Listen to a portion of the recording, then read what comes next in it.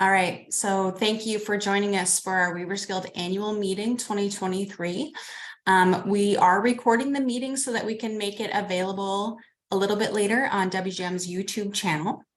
You will hear today from our president, Lisa Black, our treasurer, Matt Schutz, from your staff. So we're each going to say hi right now. You'll hear from education manager, Betsy Kana. You'll hear from me, the operations manager, and then we'll also hear from Paige Ty. Paige is also our Zoom specialist today, so she can help you if you need issues along the way. So welcome, everyone. Let's go through our agenda just so we have a sense of where we are headed. We have a lot to get through tonight, and of course, we're thrilled to be here, so we're excited to talk about the Guild and could do it all night, but we know that you also have some other things going on. So we will start by kicking off with our board nominees. Of course, this is the time of year when we do our annual meeting so that we can hold our election for the terms that begin in September. So we'll start by hearing from our nominees first. Everyone will have a chance to speak about themselves for about 90 seconds. Then we'll hear from our Guild treasurer. Matt will talk about where we're at and kind of get a state of the Guild. Then we will take a 10-minute break so that we can all just move our back, since we're used to weaving and spinning and flexing midway through any event. And then we'll move into what I consider to be the really exciting part, where we get to talk about our update, our year in progress, and where we're headed. And for that portion, we'll hear from our board president, and then we'll also hear from our staff a little bit.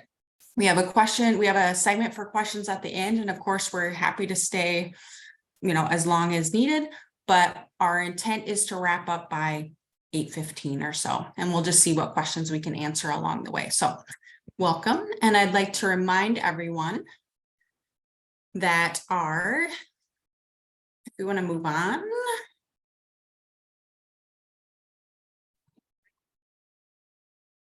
And of course, this activity, as well as other programming by the Guild, is made possible by the voters of Minnesota through grants from the Minnesota State Arts Board and the Metropolitan Regional Arts Council. This is thanks to a legislative appropriation from the Arts and Cultural Heritage Fund.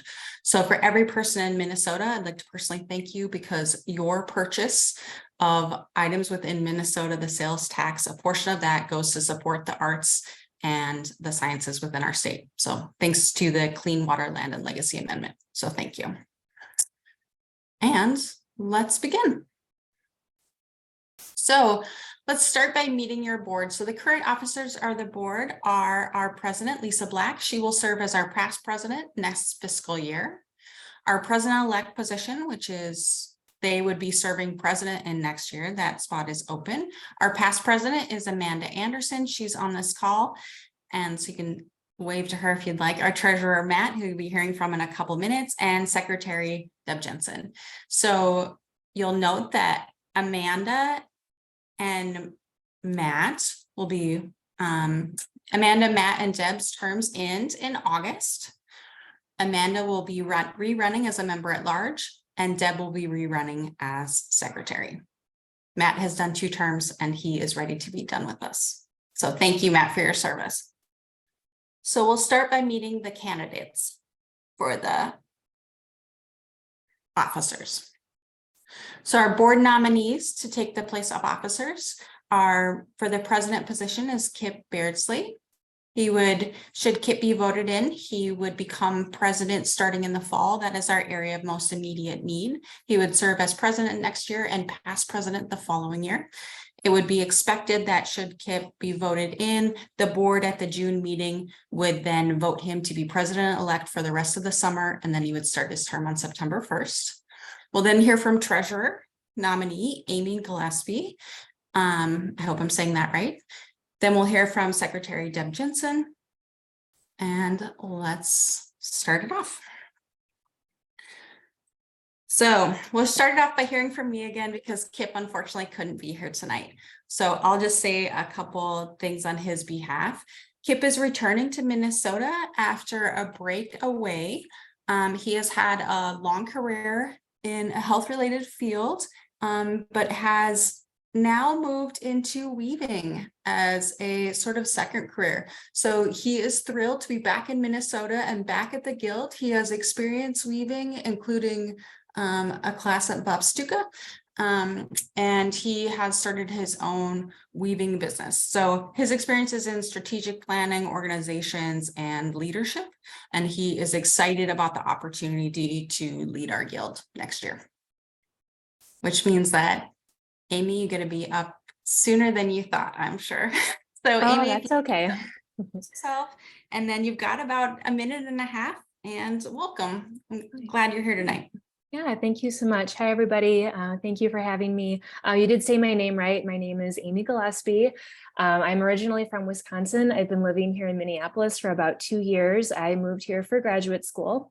Last May, I finished my master's degree in public policy, and I kind of have a professional background in program evaluation and auditing and policy analysis, currently working at the Metropolitan Council. As an auditor there, I just got hired. But more importantly, I have been a member of the Guild for about a year.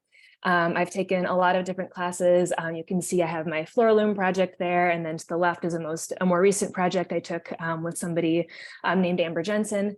But I am really passionate about the Guild. It feels like home to me. I've had a lot of fun. I've met a lot of really wonderful people here. And when I saw that this position was open, I thought it could be a really good kind of learning opportunity for me and kind of an opportunity to step up and be the treasurer for a little bit. So I have some notes, and I think I covered everything because I'm talking really fast, but I'm really excited about this. So thank you. Thank you. Amy, you're like me. You go into speed reading mode because you feel the pressure of time. I probably have like a minute left. Yes, that's okay. Thank you. Thank you for keeping to your time, and welcome. It was exciting to read your bio as part of the election packet. All right, so our next nominee is up next. Deb, are you at the meeting tonight? Thank you, Karen. And Amy, welcome. I also worked at the Metropolitan Council. We shall have to get together. I would love that. I was appointed last year, and I have loved this year. I've been secretary before for my union for several years. The secretary means to be the keeper of records. So for the last year, I've been doing the minutes. You probably have seen my meeting notices go out. And what we've also been doing is gathering together the Google Docs that record what the Guild has done through its committees, and trying to pull them all into one place so that if any one of us, wins a trip to Tahiti and doesn't come home, we will be able to find all of the files. I've also been working with Lynn Schneider for on the archive committee, trying to get all of the historical drafts scanned in and then entered into the database at the Minnesota State Historical Society. I'm finding it very interesting to read those old drafts as we go. I would like to continue doing this work and finish up these efforts, so I'd appreciate your vote. Thank you. Thank you, Deb. It's fun to get to know people over their term of service, so it's enjoyable. And Deb joined the board at a time of need and sort of had to step in and figure, anytime you have to step in and kind of do what is happening in this position. So thank you for doing that. It requires a little bit of grace to make it go smoothly. All right, so these are your nominees for and then all these members would serve on the executive committee. If you'd like to go to the next slide. So our board is also made up of a section of at-large members. So we have the board officers. They serve on the executive committee, which is an extra meeting every month. And then we have our at-large members who often serve on other committees and give their time in service of the board at large.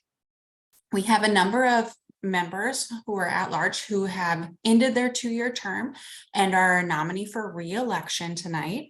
And then we have some members whose terms are ending at the August and they'll be completing their service. So tonight we'll be hearing from Beth Farrell, Joseph Rubin, and Mary Mateer, who are all a nominee for re-election. We also have a couple board members who this is kind of in the middle of their term, and that would include Linda Serrano and Barb Zeiker.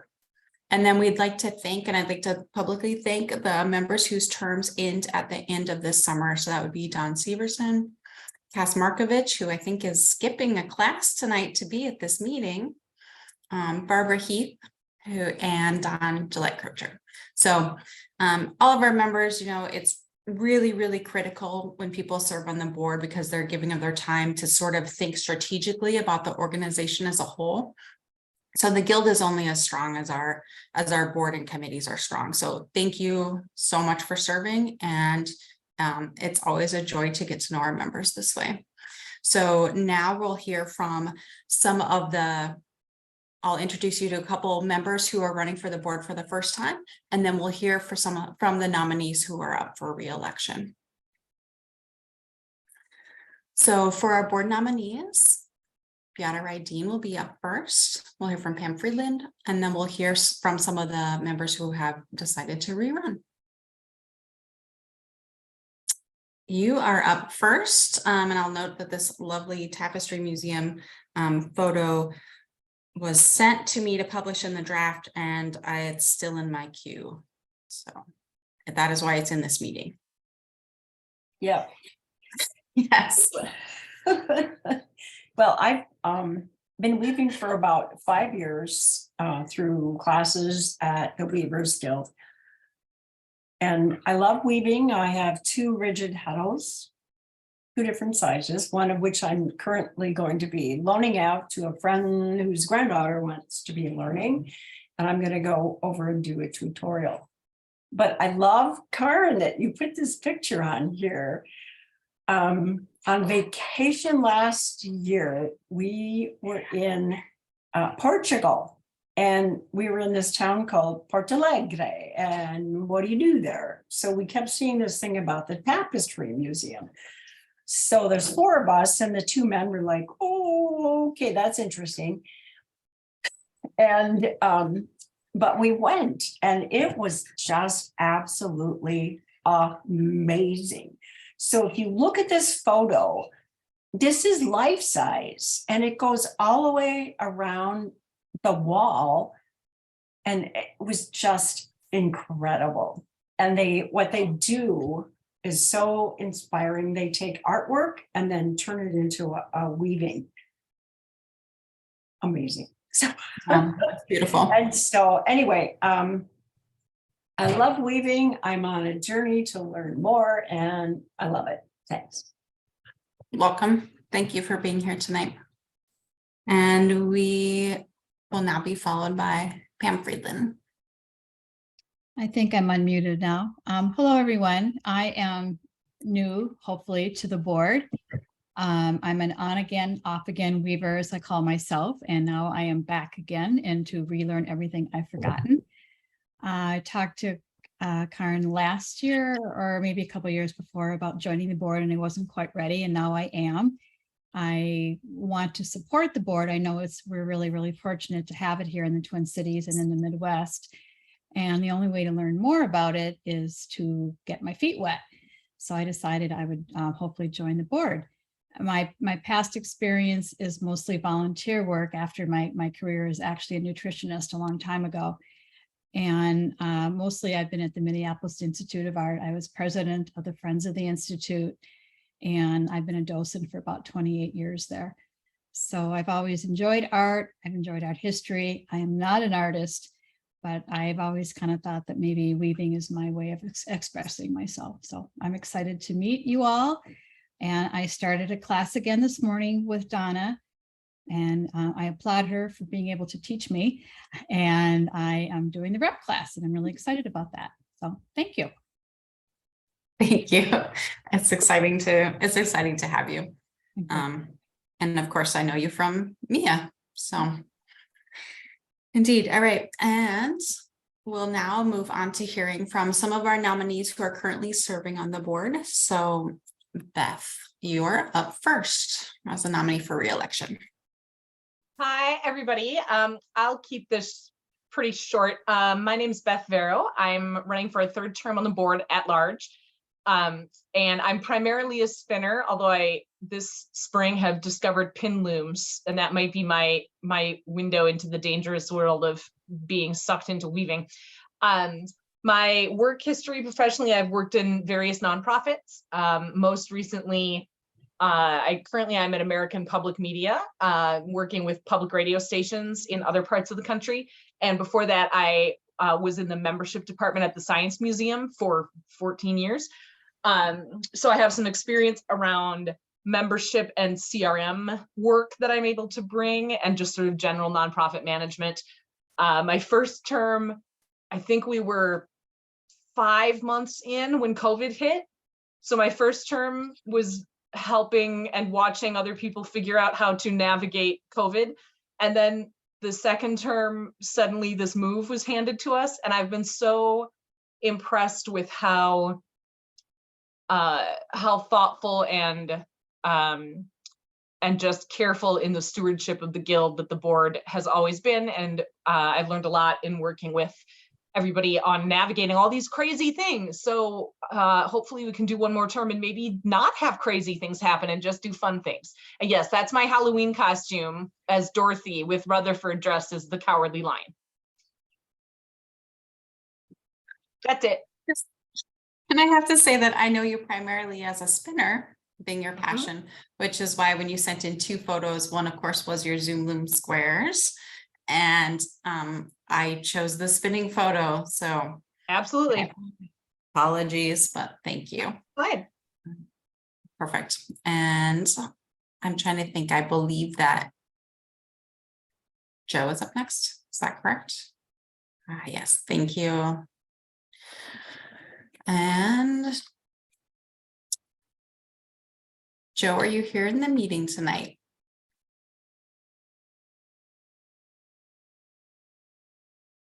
Okay, I think Joe is expected to join us.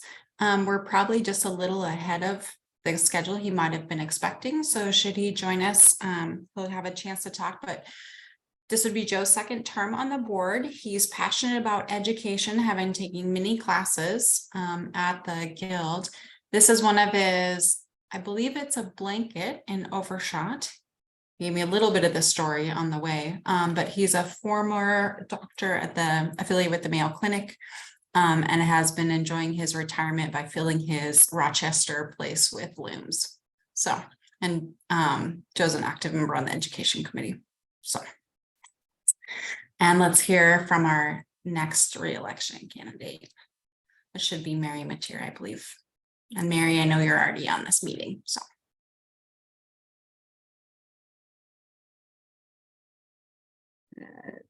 Okay, I'm unmuted. I spent COVID doing Zoom court as a public defender, so I should have been unmuted right now, but I'm unprepared apparently. So I recently retired about 3 months ago, and I think I'm a much nicer person now because I don't have as much stress to deal with. So I'm looking forward to serving on the board again, should I be reelected. And not have all of my work world sort of come intrude on what I can do on the board. My main passion, I think, is, besides weaving, is outreach. And everybody knows that I never get much done when I take a weaving class because I talk so much and talk to other people. I just spent a week in Norway with some of the scan weavers, and their samples from the class were, inches long, or in one case, an entire blanket, and mine were like 2 inches long. But I learned an incredible amount. I think outreach is especially important now, not only for to reach out to the older people and younger people. When I saw, I think it was Reed Fowler, who might be here at this meeting. I think he's the one that did the pin loom blanket up at the Up North show up in Fridley. I probably have the name of it wrong, but I was just blown away by that. And so I love seeing younger people involved. I'd love to, when I worked as a public defender, I was involved in a lot of nonprofits for refugees and indigent people based in the legal world. And I would love to work more with some of that community, the refugee community. because I think that they have some arts that they can bring to us and hopefully share with us and hopefully get some instruction going. As Beth mentioned, working through COVID, I'm so impressed with our board and the past board members and current board members, but more so with Betsy and Karen. They're amazing. They're absolutely amazing. And I have to put out a shout out to Matt. Matt, I'm going to miss you terribly. He was a wonderful steward for our organization and navigated us through some really difficult times. We came out of COVID in a really healthy position financially, unlike a lot of other nonprofits. And I don't think those, that Betsy and Karen and Matt and the board that was involved during COVID, I think that everybody just did an amazing job. And, I was fortunate to be a part of that. I didn't do much because I was working so much on Zoom Court, but it was great to be part of that. So thank you. Thank you, Mary. And I'm going to mention that I think the Weaving the North shout out is Jacob Moore. Oh, I'm sorry. I thought that was Reed. No, Okay. that's okay. That's sorry. okay. We've got, we have a lot of young active members. So Yeah. it's, and it's exciting to see new work and be inspired. So Now I have Reed's work. Exactly. We'll share all the love. And then our next nominee and our last one on the docket is our member at large nominee, Amanda Anderson. Great. Thanks, Karen. I am a spinner, and I'd also say that I am an accumulator of yarn that I've spun because I don't knit, I don't crochet, and I really don't weave as much as I should. So it just kind of piles up in my house. Maybe I have a little difficulty letting go. And as Karen had mentioned earlier, I'm wrapping up a 3-year term within the presidency. And I'm not ready to let go. I want to come back as an at-large member of the board, in part because we still have unfinished business when it comes to this strategic plan. I am in my day job a technologist, and up next in the strategic plan is a lot of technology challenges and opportunities, and I really want to serve the Guild in that capacity. And I'm hoping that you will consider me for that role. Thank you. Great. Thank you, Amanda. And a little bird has texted me and told me that Joe is here now. Is that correct? Joe, if you are, we would love to have you unmute, and we would love to take a minute and hear from you.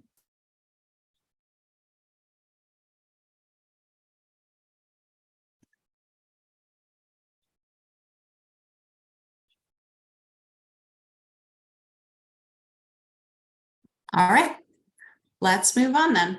Joe, there should be a little button that's popping up that says, yeah, there you go. Great.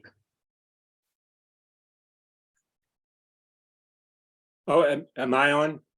Yep, you are. Okay. You've got. I have to apologize that I totally had this down on for Thursday night. And fortunately, Donna Hanson just sent me a text asking if I was coming to the meeting.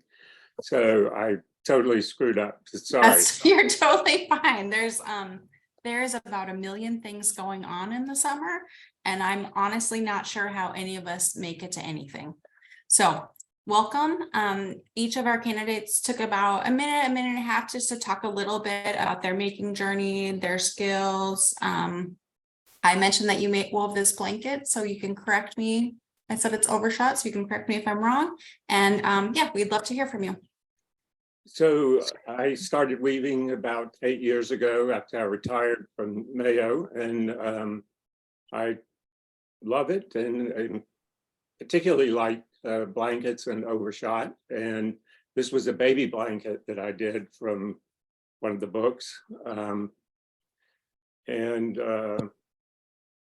I was on the board for the past 2 years. I've enjoyed it. I think it's actually nice that there's someone outside the Twin Cities area that's a member of the board. And I would look forward to serving for another 2 years. Great, thank you.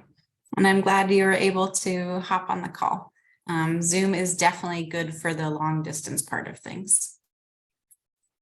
And that wraps up our candidates. I would like to just note that, of course, we do electronic voting. So you should have received a ballot last week, and again, a reminder ballot today. So it closes in a week from now, and that way anyone who happened to miss the meeting tonight will be able to watch it over YouTube, get a chance to read the candidate bios before the votes come in complete, and then of course we'll publish the results in the draft.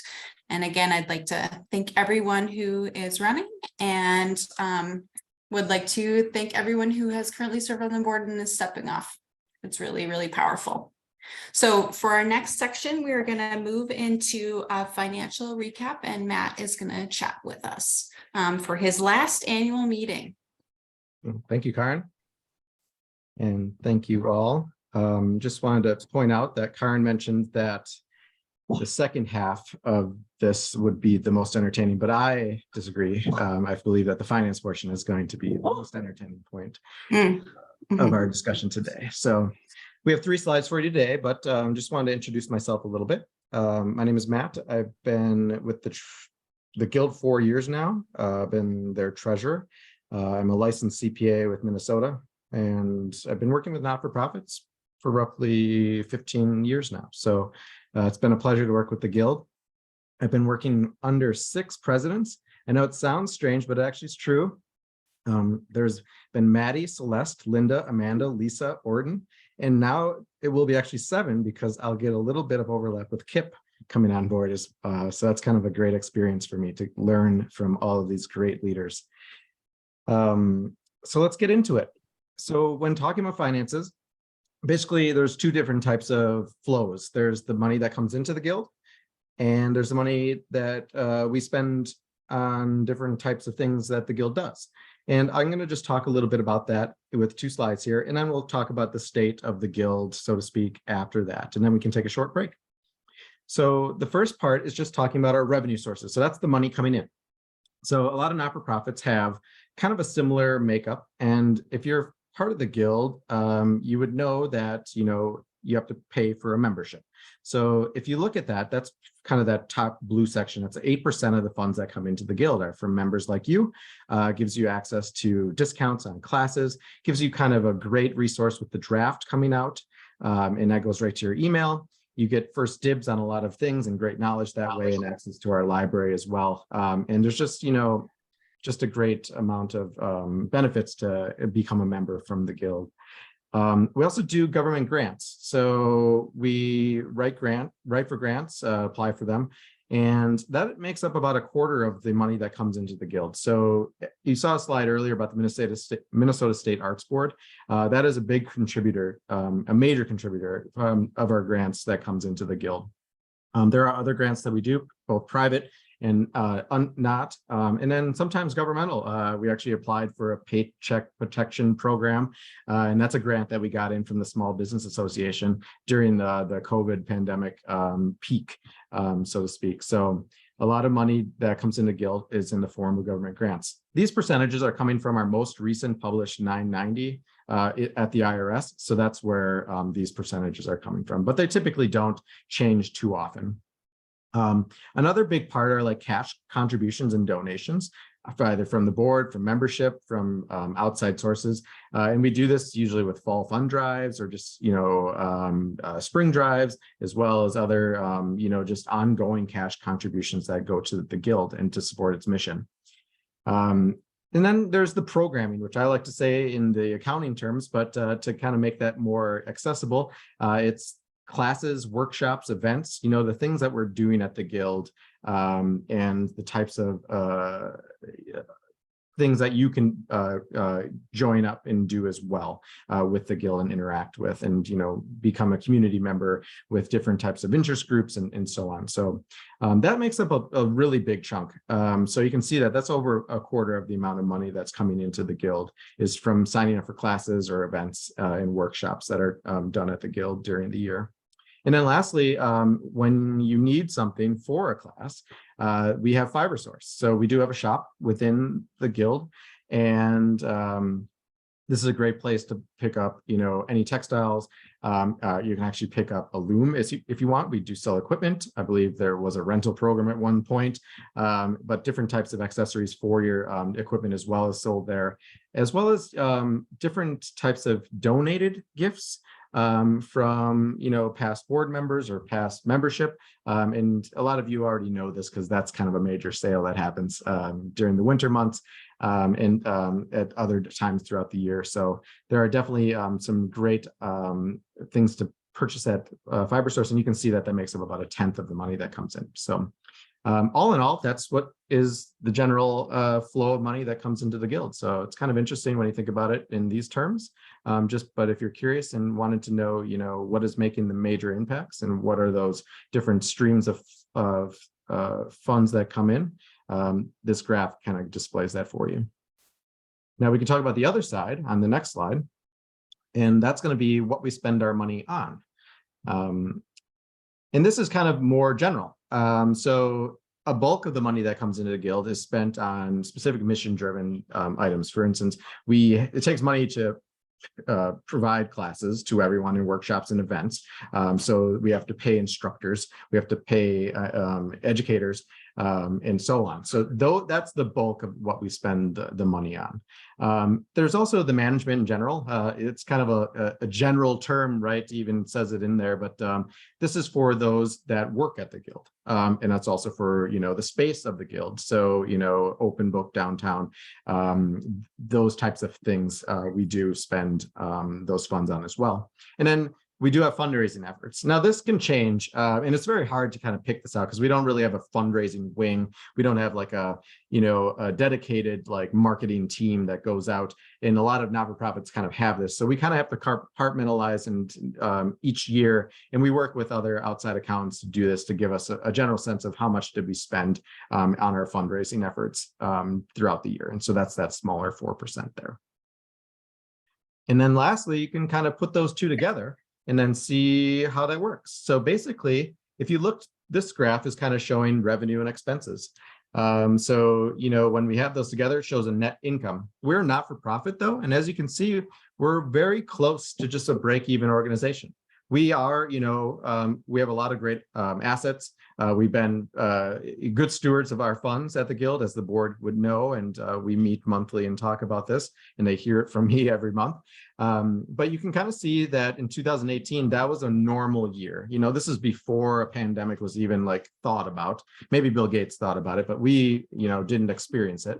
And so on, you can see that, it's pretty much a break-even thing that happened. Then in 2019, we got word of it, and then we had to close down by Governor Walz, I believe, closed us in spring, and we had to issue refunds.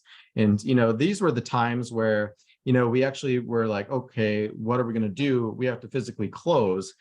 We can't offer any. So if you're looking back at those graphs of the money coming in and then the money going out, they kind of should still be the same, but you can see it kind of went down a little lower. Then we did apply for these, big grants that I talked about from the Small Business Association, which was that PPP loan. A lot of you might know about that. And you can kind of see we kind of bounced back. And this was to kind of get us back on track to recoup for the funds that we'd lost in the prior year. And you can see that happening in 2021. Then in 2022 and our current year, we're kind of back to normal, so to speak. And we can kind of relate back to those prior years where we're break even and, we're on pace to be a break even budget again. So we always typically hover around $300,000 of operating revenue and expenses.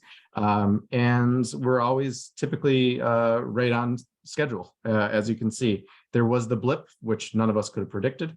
But as you can see, we're back in a level set that we have experienced in prior years. So this graph kind of points that out. And our fiscal year actually ends at the end of August. So we are already through roughly 10 months. We're really on pace. So that last says YTD, that just means the year to date of those finances. So we are projecting to break even again or be, you know, at the budgeted projection. And so there's a good sense there with the guild and their finances. See, wasn't that just like the most entertaining thing? All right. Well, thank you again, everyone. Thank you, Matt. So we are just a tiny bit ahead of schedule. So we're going to go ahead and take our scheduled break right now. It is 7:10 according to my laptop. So we will start again at 7:20 and no sooner. So we're going to go ahead and leave this up. Feel free to take a minute and stretch, and then we'll start again. Thank you, everyone.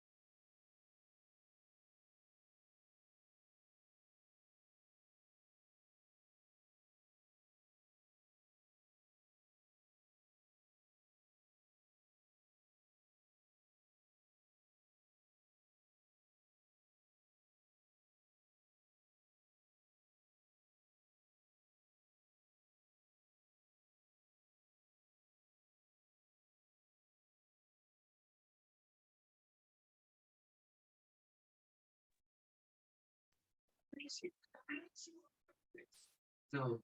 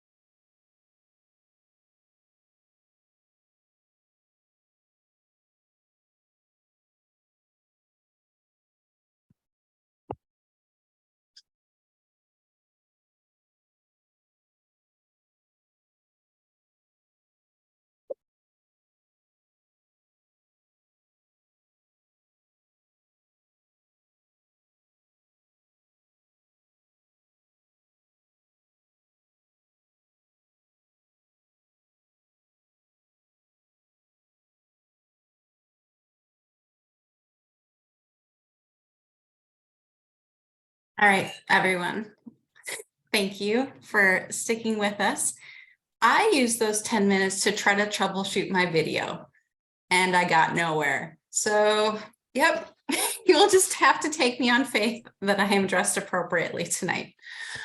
All right, so it is now time. We're going to move into the second portion of our meeting where we talk about where we've been the last year and where we're headed. And we are going to start by hearing from our current guild president, Lisa Black.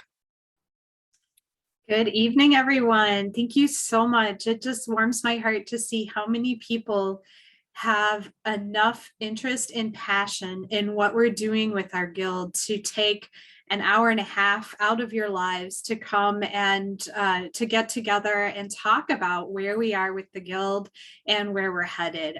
I just, the involvement that we have is critical to making sure that that we stay on target and all stay connected together in a community. So thank you very much for attending. So we'll start out with our year in review. And yeah, as the slide says, in case you missed it, we moved. I can't imagine that anyone has missed out on the fact that we moved. It has been a long and exciting journey. We discovered an opportunity at the Open Book building in the fall of last year. And it was one of those things where we either needed to jump on it or let the opportunity go by. So we sat down and had a few discussions about it. And for those of you who experienced our life at the Textile Center, as wonderful as it was and the overlap that we had, we were very space constrained there, and the Textile Center also was space constrained. And there had been some discussions of them trying to expand their space or choose a different facility, but nothing was really moving forward there for various reasons. And the opportunity at Open Book was just so fantastic that we said, you know what, let's just take the plunge and go ahead and do this. So over the next few slides, I'm going to talk to you a little bit about the budget that we had and how we did with that, some of the help that we had in getting through the move, and the benefits that we're seeing by being in our new space. So first up, we'll move into the budget.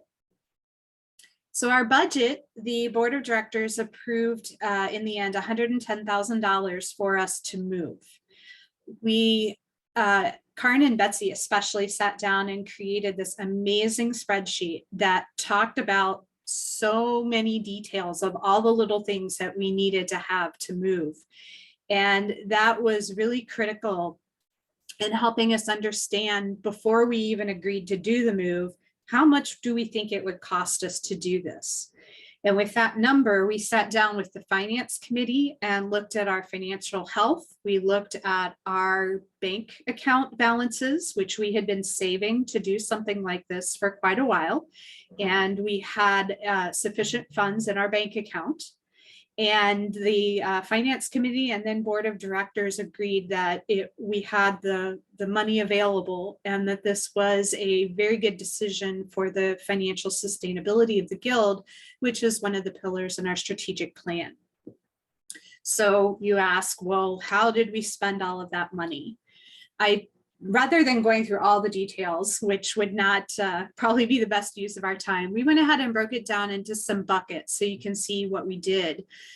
We had to pay double rent for our space at the Textile Center and our new space in Open Book. One thing that we did to manage that, as you may know, we moved out of one of our spaces at the Textile Center early so that we could reduce the amount we were paying there.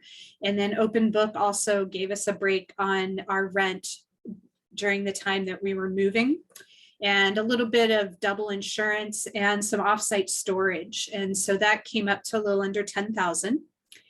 We hired this very good construction firm called Wonder Woman Construction, and it was woman-owned. And they helped us to look at the space at Open Book and figure out what changes we might want to make there to help turn that space into our home. And we spent about $77,000 there all told, and we'll get into a little bit more detail about what we did in a future slide. Then we had moving expenses. Those were, the typical boxes and tape, but also just things like junk hauling for things that we didn't need anymore. And we did hire a little bit of help from a moving company for our really big heavy items and getting those out. And so that was a little under 6,000.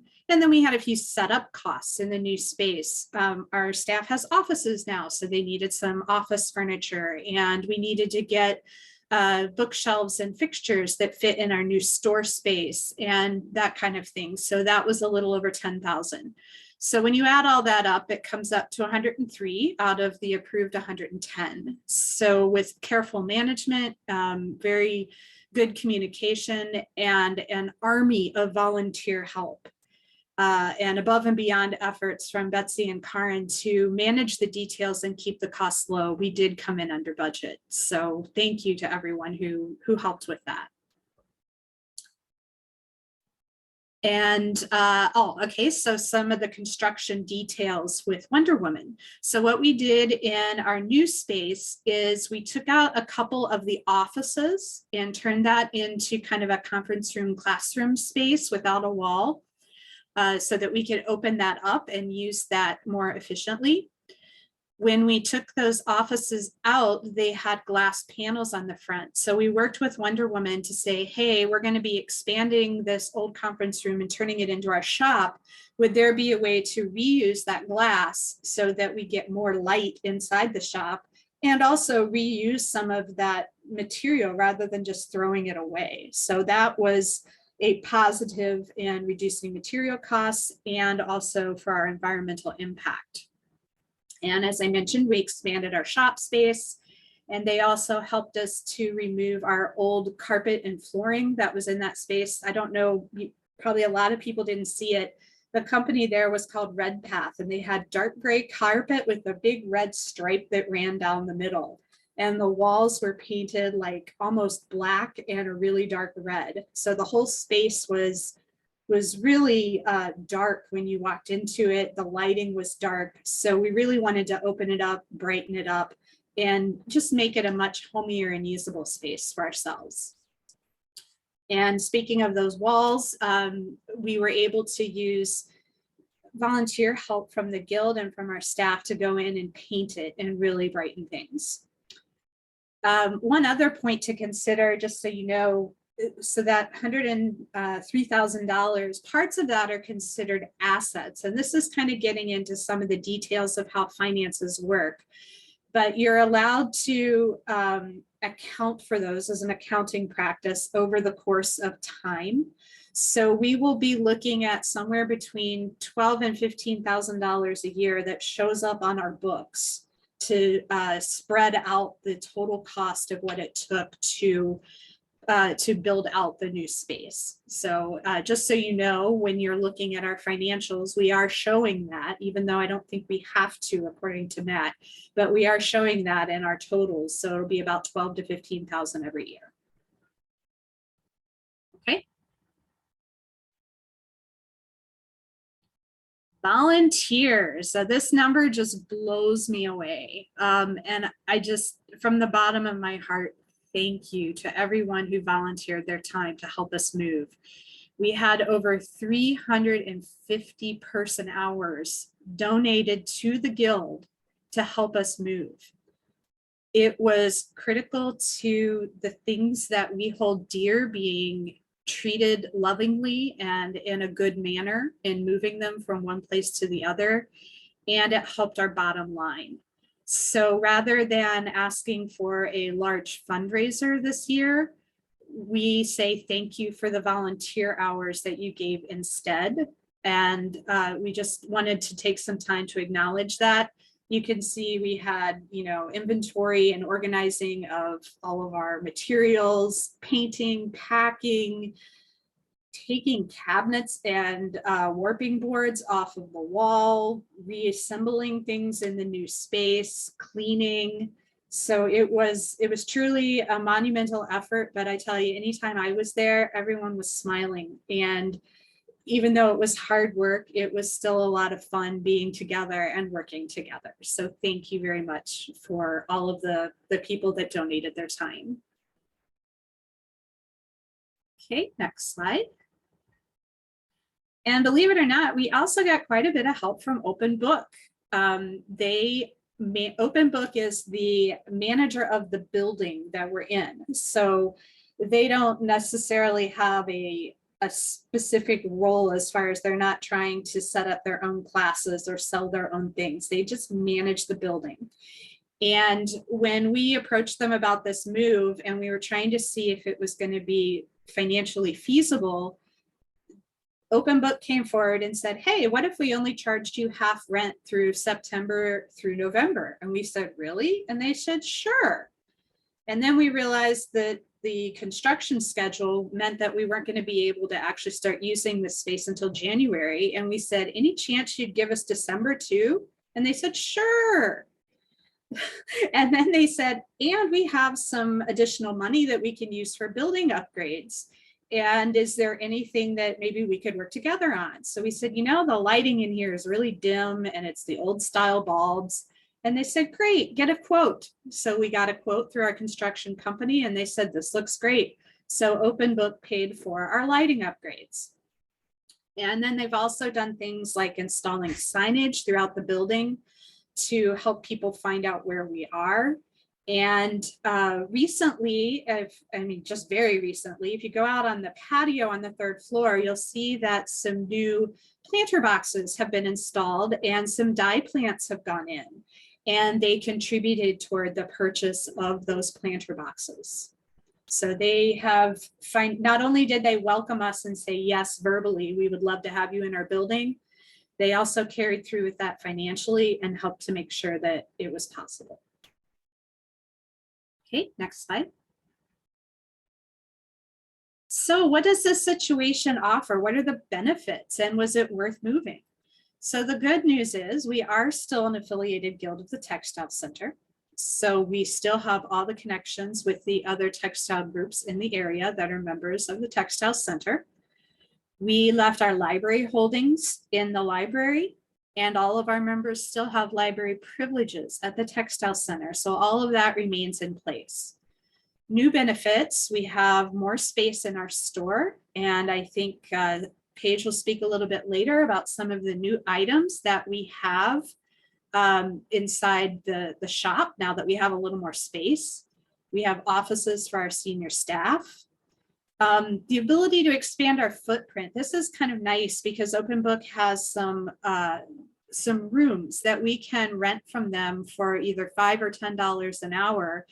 And they work with us a few months in advance. And the tenants of the building have the ability to say, hey, we think we're going to need these 2 rooms for this amount of time. And we get priority scheduling for that. And we get way reduced prices over general public that might want to come in and rent the spaces. So what that means is we can expand to do things like the donated goods sale that we just had a week or so ago. And we can hold that on site for very little money and still have all of our classes going on upstairs and have our regular shop open at the same time. And we don't have to pay rent for that all the time, only when we need it. So that's been a really, really nice piece of flexibility. I mentioned the patio with the planter boxes. Fragment Coffee just opened up on the 1st floor. So now we have a coffee shop so you can go in and grab a beverage or get a snack. Lots more space for our interest groups to meet in person and public gathering spaces on every floor. And if we switch to that slide, these spaces are available to the public. So you don't have to go in and ask the staff. You can just walk into Open Book during its open hours. The picture on the top right is the newly designed Fragment Coffee Shop. And you can see there are tables up against the window. There are also tables at the back end. On the 2nd floor, the bottom right picture is called Literary Commons. There's some nice comfy chairs and tables there and a display wall. And then the 3rd floor, of course, has the patio. Now, I'm not going to say you should go out there in January and February. It might be a little chilly. But in the lovely spring, summer, and fall weather that we have, you can take advantage of that space to go out and have your lunch if you're there at lunchtime, or just sit down and chat with folks. Okay, next slide. And Open Book has provided just general hospitality. They've invited WGM members to participate in Small Business Saturday. That was last November. And you can see some pictures below where members were invited to come in and sell things that they make. And we also had a demonstration table set up. The Open Book was involved in Doors Open Minneapolis, and they asked us to participate in that. And that helped to get some foot traffic up into our space and introduce us to people that perhaps would not normally have wandered into Open Book. They put us on their website, their outdoor marquee, on their social media. And they allowed us to have some space on the second floor for our Humble Treasures exhibit, which is member created hand towels that we're going to be displaying for a few months. So if you're in the building, make sure to stop on the second floor and check out the beautiful hand towels. So that's kind of an overview of the move and how that went. Was there anything else, any questions pop that I need to answer about the move? Okay, then the big question that we get from everyone is, how's the new space working out? And I'm going to turn that over to the staff, because they are in this space all the time and they know the nitty-gritty of everything that happens there.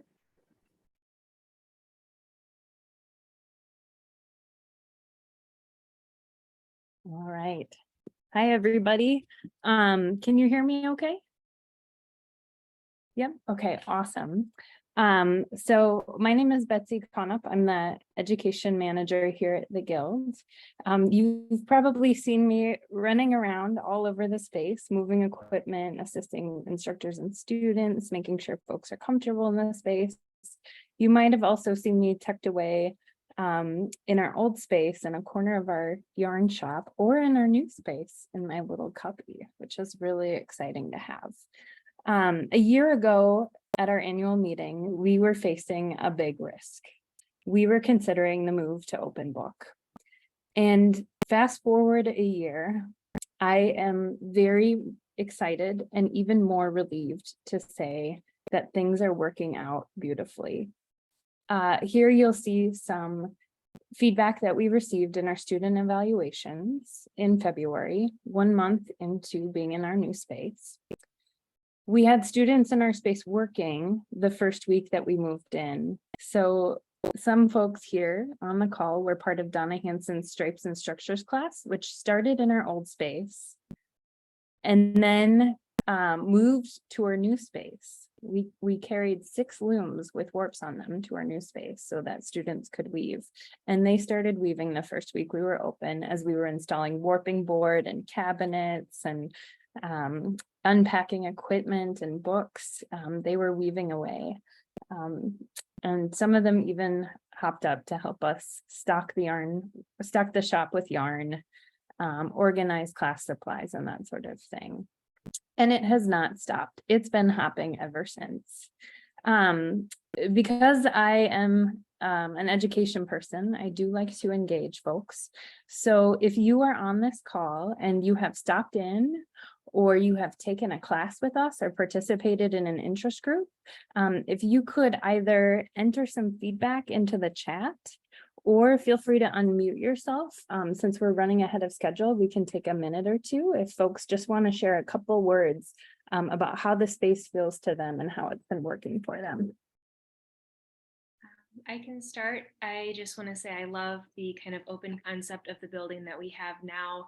I find it really inspiring to see the different groups of looms and to get to see kind of concurrent classes, and everyone is so supportive because there's lots of, kind of touring and chatting, and it's just great to have such a supportive community. I really appreciate that. Thank you, Amy. On behalf of the Scan Weavers and the Reg Weavers, it is so fabulous to have access to the Glamocra looms for our projects. and not work around class schedules. So there's been a lot more happening in all the groups.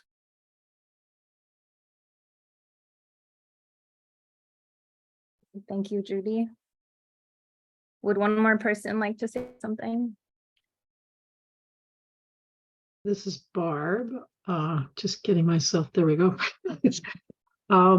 Yeah, echoing what Judy said, it's nice to have those shared looms out and available, and they're easier physically to get around. And I like the openness of the shop, it's not crammed in. And I've done a couple of interest group meetings and small class and whatnot, and that's all gone really well. And I like the parking.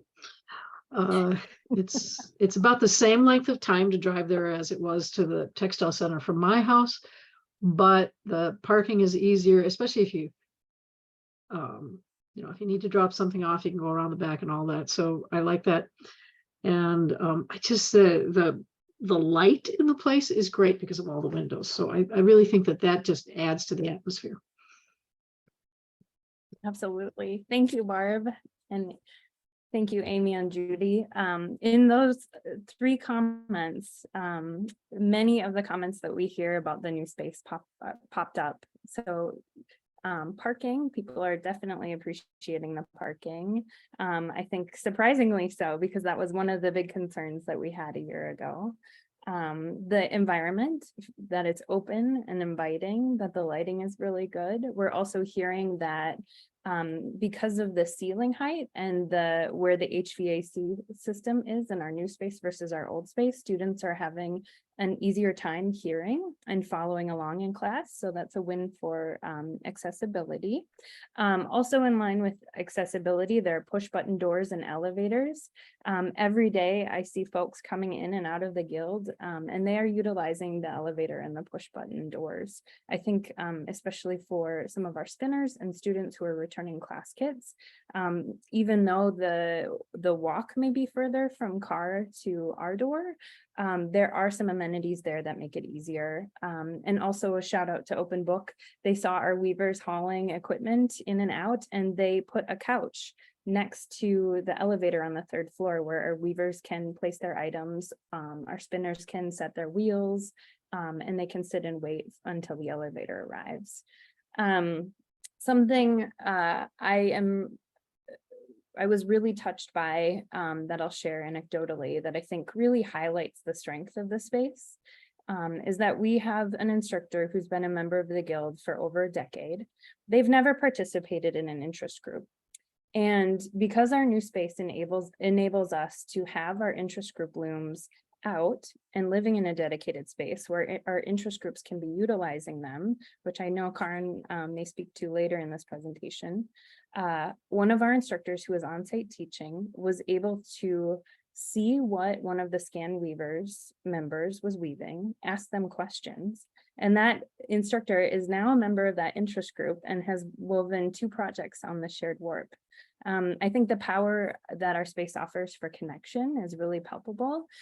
We've seen many of our new students engaging with long-term members who are on-site weaving for weaving on the member interest group projects, or other members who are utilizing equipment on site, like our specialty spinning wheels, our hand carders, our drum carders, and our electric carding machine.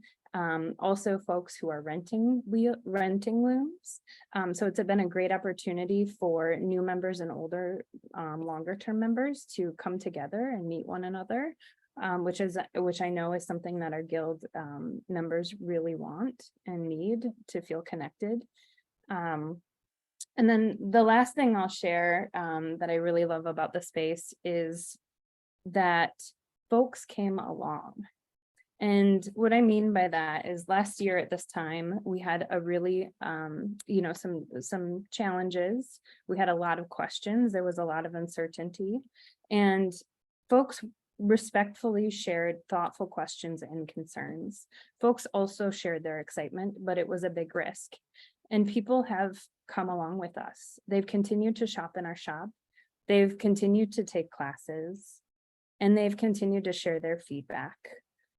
And overwhelmingly, the feedback has been positive, and the questions that folks continue to ask are very helpful. Some of which are, have you thought about utilizing the space in this way? What are the opportunities that this presents that the last space couldn't? How will workshops work in this space? And from that, there has been some really good collaborative thinking. So I really appreciate your sticking with us. For me, as a person who manages the majority of the space, our 2 classroom areas, it has been really helpful to have some group thinking and helpful feedback that's been respectful and thoughtful. So thank you. Thank you for sticking with us, and thank you for continuing to help us make the Guild stronger and better. And with that, I will pass it on to Paige. Great. Thank you, Betsy. I just want to say hi, since I am the newest member of the staff. I am still, I think, a fresh face of the Guild at the front. And I just want to, if you have not met me in person, say hello next time you're in. I want to quickly reflect that there's some really great responses to Betsy's question. And it's a great link to my part of the presentation. Shannon mentions that there seems to be a lot of people wandering in to the space. We are seeing a lot of national and even international visitors. And also this sense of community. I am a newer member of the staff, and I joke that maybe we could have waited until I had worked here a year to move, but I am very happy to have been a part of it. And I do want to thank, shout out to Kayla Exworthy.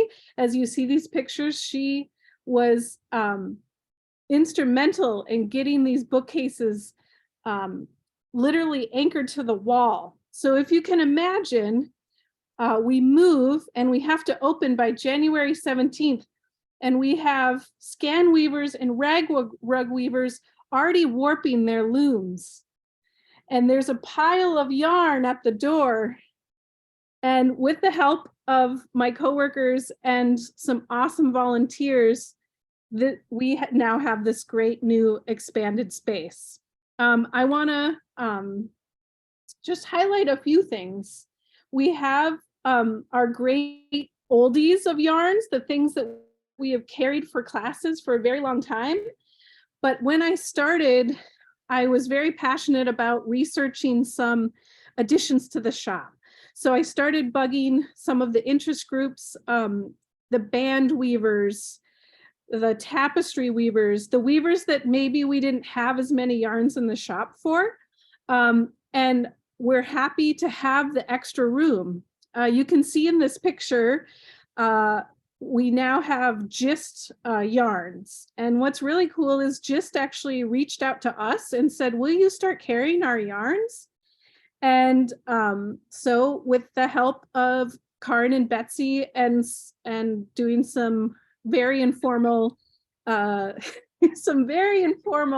surveys of members, we now carry Beam, which is their organic 3/2 unmercerized cotton, which I'm super excited about. It's so great for rigid heddle weavers, but also floor loom weavers.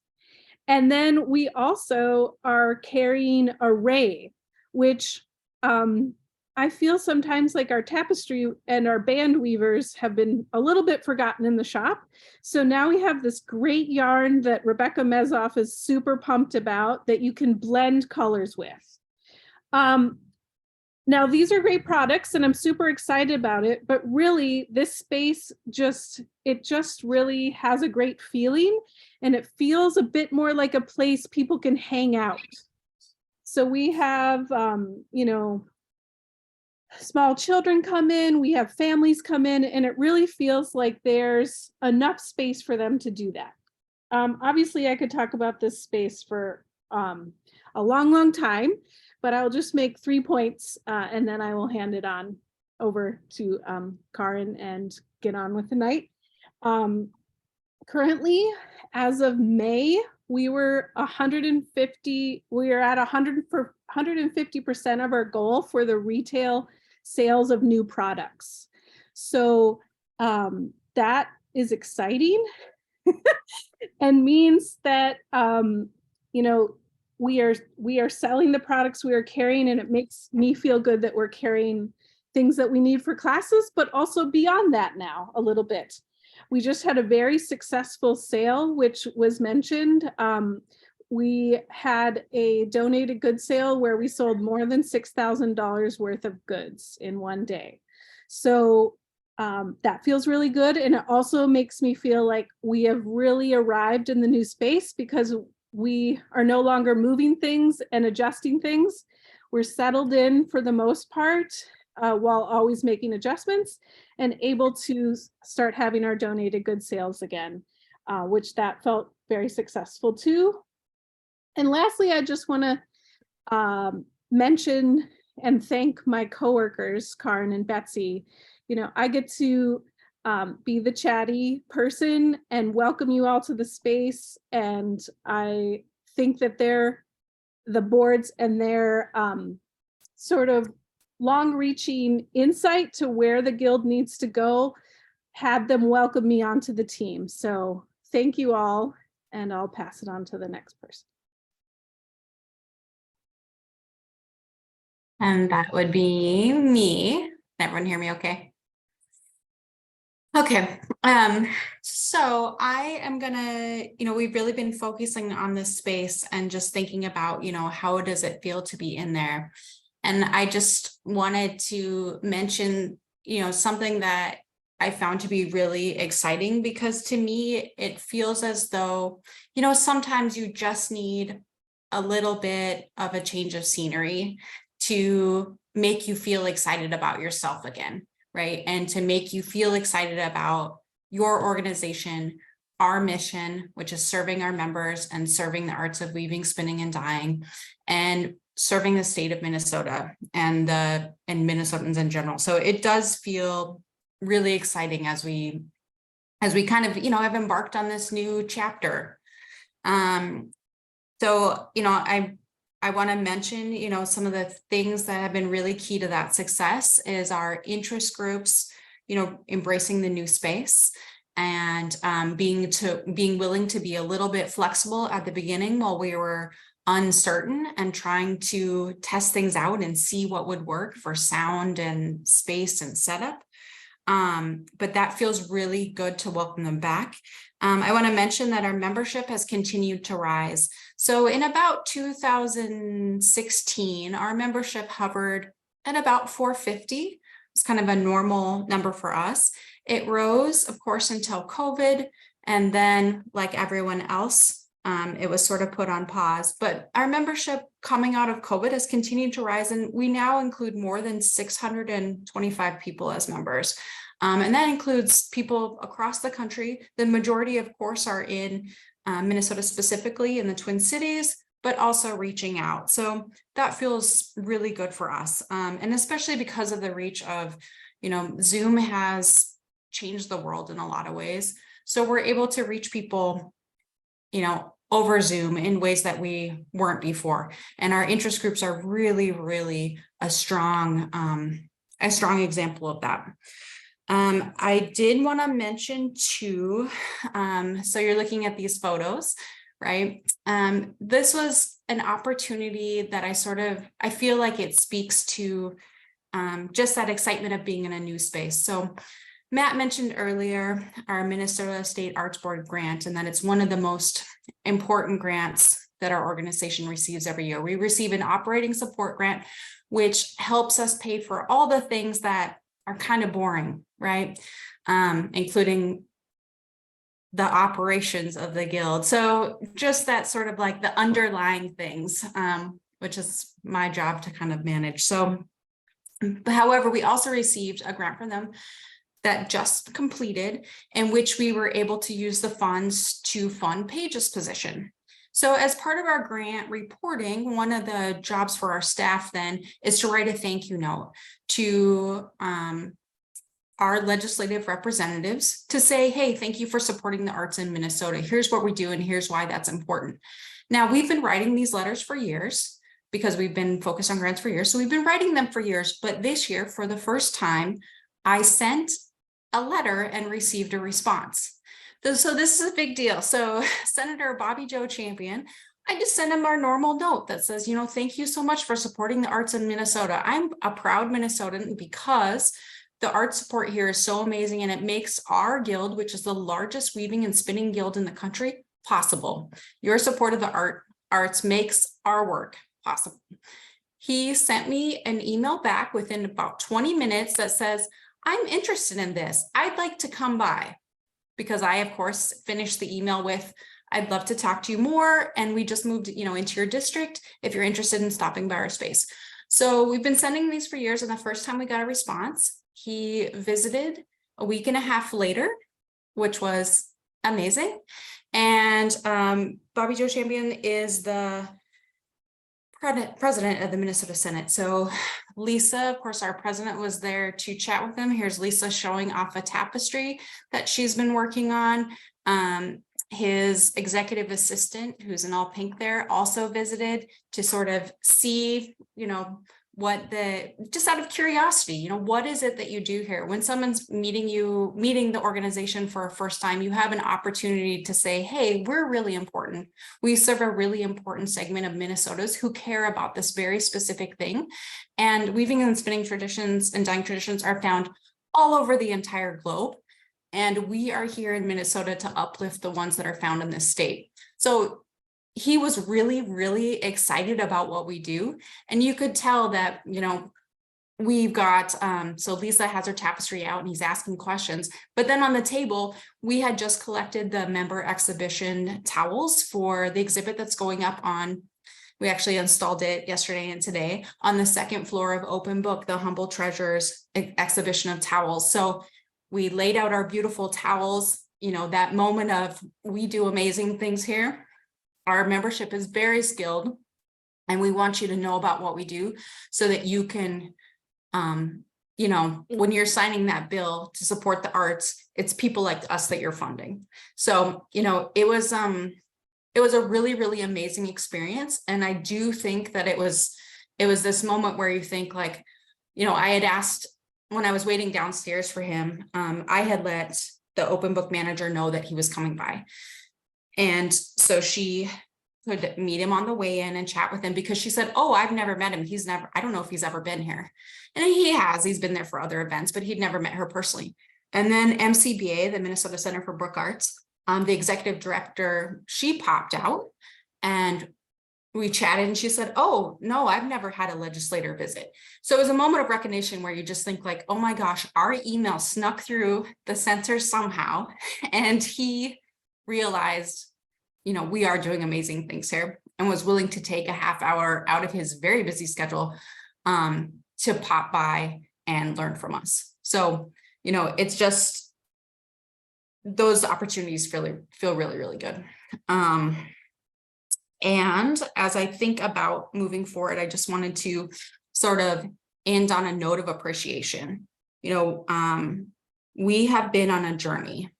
And the journey started, before COVID. And it started with COVID and it started with the sense of how are we going to come out of it in a really powerful way? How are we going to reach more people? How are we going to use Zoom for our abilities? How are we going to be able to teach online? Is that a possibility for us? And we've come out of it in a really, really great place. I'm not telling you it hasn't been hard.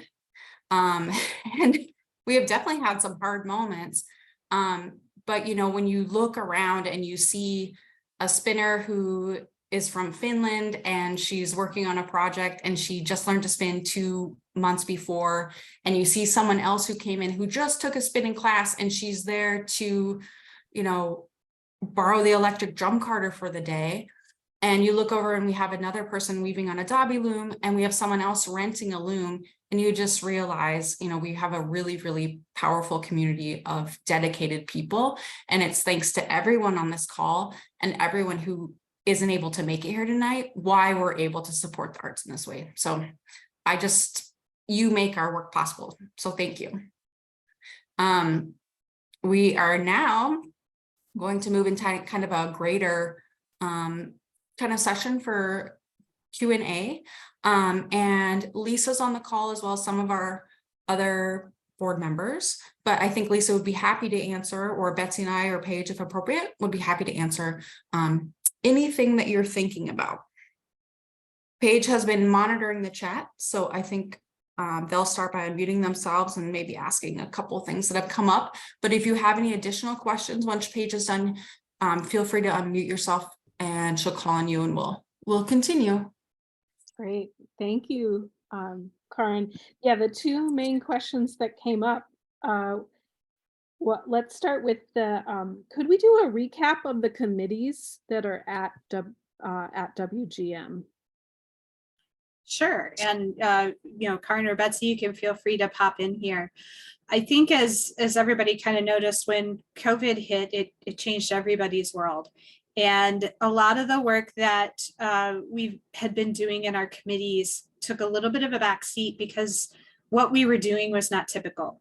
So I think we're kind of moving into a phase now when we're starting to move forward with that work again and start discussing the right ways to bring our committees back. There are very active committees still.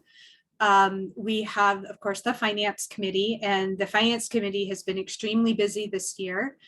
In addition to managing the budget for the move and making sure that we are staying on target there, we have been digging into what we're calling a 3-year financial forecast to kind of look forward to the next 3 years and understand what are the things that we want to do, how do we support those financially, and where the funds going to come from, or where do we need to search out for more funds to support the activities that we're doing. So in addition, and we're going to use that also to help with the budget prep for our next calendar year. So it's been a very, very busy year for the Finance Committee. In addition, the other committee that's been really highly active is the Development Committee. We call it's the Small But Mighty Committee. And that committee is the one that works on our grants and tries to help find the funding that we need for the activities that we want to support. And it's not an instantaneous thing. You can't call up the Development Committee and say, hey, we want to have an activity 3 months from now. Can you find us funding? It takes at least 1.5 to 2 years to identify where that funding might come from, develop a relationship, submit a proposal, wait for them to go through all their proposals and come back to us with that. So that is another committee that's been very active. The Education Committee also is still out there. I think it's kind of taken a little bit different role than it has in the past. And I think part of that is because we're still kind of balancing with on-site classes and online classes. And I think it's kind of taken a little bit different tack in reaching out to more people than what they have in the past to get the feedback and the ideas of where the education program will be heading. So I think there'll be some additional changes to how we do that as we move forward. And I know everybody's interested in the Outreach Committee because outreach has always been extremely important to us. And I think our two primary outreach pieces are the Minnesota State Fair that we have. It's just been huge for the fair goers and for our guild. We have lots of volunteers that go every year. And we've also been trying to engage our interest groups so that they come and demonstrate on specific topics, like, for example, rigid heddle weaving or spinning, or whatever an interest group would like to present. And we get a lot of interaction with the public that way, all ages, all backgrounds. So it's a very inclusive environment in which to get involved, and we get some new members from that. The other big outreach opportunity that we do is the Shepherd's Harvest Festival. And I attended that for the first time this year. I'm sure you guys are like, well, where has she been? Well, I went there and went, where have I been? Oh my gosh, this is huge. This is amazing. So that's another big outreach program that we do. We do hope to start doing a little bit more in a controlled fashion. We are looking at establishing partnerships, some of those more local, perhaps through like library systems, other ones a little bit further outstate. We're trying to take that a little bit slowly so that we can do this in a controlled manner and make sure that what we are doing is quality, and that we are making sure that we are including the right groups within our state, especially groups that may be marginalized and not have had the opportunities that everyone has to be able to engage. So we're kind of working out how the best way is to manage that. And I think our financial forecast will also help define what we have the funding to do. And that will help us once we kind of get that vision of, hey, we're going to be able to do these 3 things next year. We can probably get more engagement from other members of the Guild to try to help promote those various activities. Great, thanks, Lisa. The next question was about involving members and orgs in outstate and out of Minnesota. So if you have any further comment on that. And then to segue, just a question about dyeing classes. Now that we're in our new space, do we have the potential and plans for any dyeing classes? Okay, I'll speak to the outstate first. And I think we've had some discussion of that throughout the presentation this evening, that one of our most powerful tools has been Zoom. And you'll notice that we did continue to do our annual meeting by Zoom.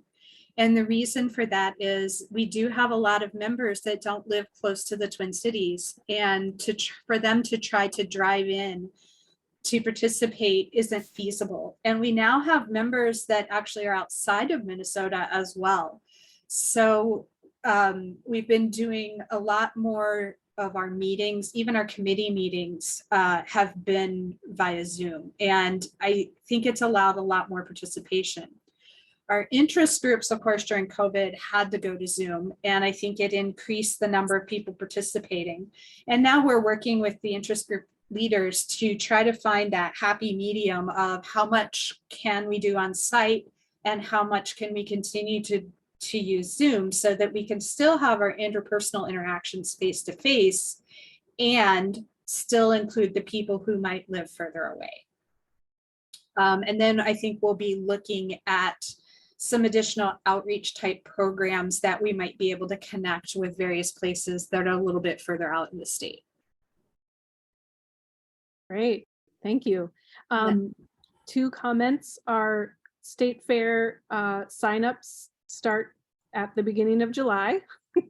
And also a shout out, there will be a Scan Weavers open house on the 27th. So those are just 2 comments. That's from 4 to 6 on June 27th. And then we just got in a question about hybrid meeting capabilities. Are there plans to expand hybrid meeting capabilities? And then we can open up to folks who have unmuted. Oh, and the dye class. Yeah. Sorry, if you could go there.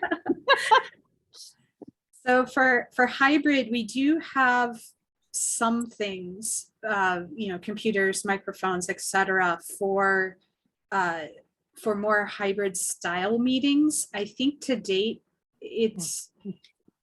I don't think it's quite as easy for the folks that are trying to attend virtually to understand and hear what's being said and to feel like they're a part of the group. So I think that is on the list for technology, is to look at other options that might be out there to see if there are ways that we could improve that experience to make it meaningful. So I think a couple groups have tried it out a little bit to varying degrees. So we're all still learning that one. If people are aware of any fantastic things that they have found working with their professional lives or with other organizations that have been really beneficial yet affordable for working with hybrid groups, feel free to bring those forward, and we'll add those to the list of things that we might be able to look at. This is Barbie Russo. One of the things I saw on Open Books website is they have some hybrid meeting technology available to rent when people rent their space, but I don't know how much it would cost us to rent that. So that might be something to look into. Okay. I don't know if we've looked or not, but we'll definitely add that to the list. Thank you. Die class, Betsy, I'm sorry to put you on the spot here, but could you maybe comment on what you're seeing so far for dying? Yeah, I can hop in. So as we mentioned earlier, we planted a dye garden. So that's a step in the right direction. It's something that gives greater visibility to dyeing. If you are up in the on the patio space, you'll see 4 boxes. The first box is herbs, common herbs that folks might be able to plant in their gardens that are also great dye materials. The second box are native plants that provide dye materials, and the third box are common flowers, common annuals that people might place in their garden that double as dye materials. One of the challenges that I'm running into with offering dye classes is the lack of a space with ventilation. So our challenge at the Textile Center was affordability. No matter how many people we had in a class, Textile charged us a fee as if we had 10 people participating. So whether we had 4 people in the dye class or 10 people in the dye class, it didn't matter. We paid the highest rate. So here at Open Book, the rates for using other rooms is much more feasible at $5 an hour. However, the rooms don't have great ventilation, and our space doesn't have great ventilation either. So it is something that I've talked to a couple of dyers about and have looked into. We have had Bengala dyeing classes at our space. We have one coming up, I believe, mid-month next month. And that doesn't require heating.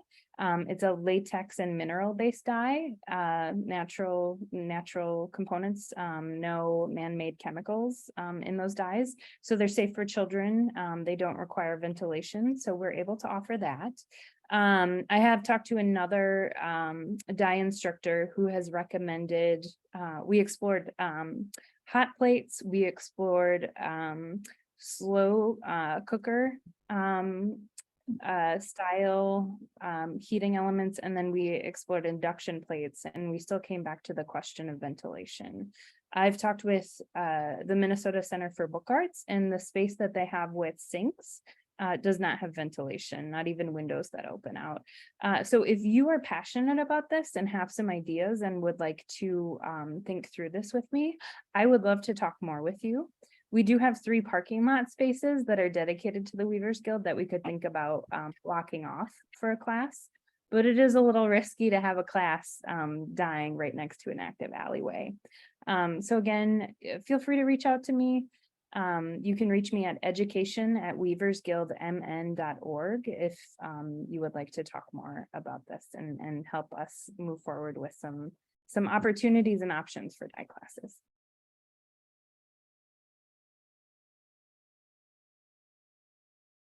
Thanks, Betsy. Paige, should we get anything else come through? Yeah, there was one question about member events, which Karen has answered in the chat, that all interest groups are invited to host their own open houses. You can contact Karen. And next up, we'll be having a gathering for the Humble Treasures exhibition and a September volunteer celebration. And we didn't really talk about it in this group, but we also had a fantastic open house that hopefully most of you were able to gather at. But yeah, Karen's got the next up list, which is we're very excited about this Humble Treasures exhibition. So hopefully you all can make it to that gathering. Any other questions? Just one other bit on the gathering piece, just a reminder that those open spaces are available. So it doesn't have to be a big guild gathering. If you have some folks that you're wanting to get together with, come on over, grab a coffee at the coffee shop and kick back upstairs in Literary Commons and enjoy the beautiful towels on the wall. And, you know, you can bring your stuff to work on with you. So we are working toward putting more official member gatherings together, but please don't let that stop you from grabbing a few folks to sit down and just hang out and chat and do what you want to do.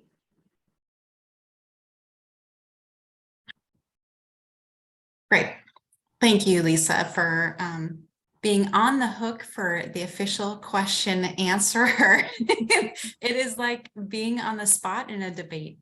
And I just want to bring our meeting to a close with a note of appreciation. Lisa has been our president for this last year. So of course, past president president-elect sort of warms you up to the idea and gets you used to it. Of course, Lisa was basically kind of thrown right into it because there was a idea about, you know, moving on the table, once in every 2 decades move.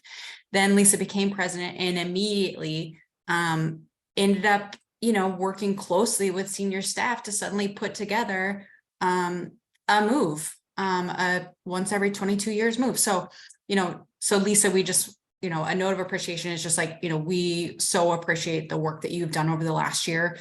Orton Tofty was also very key to that. He was the lead person with Wonder Woman, our contractor, which if you've ever worked with a contractor, wow, they have a lot of questions. So Orton was there to meet impromptu and work on that. And, you know, we so appreciate that. And, you know, we have an amazing team. So it feels really good to celebrate. So I just want to thank every person on this call and every person who watches it later. We know that this is a member organization and we are grateful to have you. And we are look forward to our continued success and the opportunities that come with that.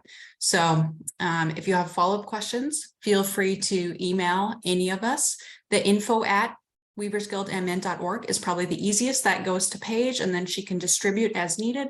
But of course you can reach anyone through any of our channels. So thank you so much for joining us tonight and taking time for the Guild, and in appreciation, happy weaving, spinning, and dyeing. Thank you, everyone.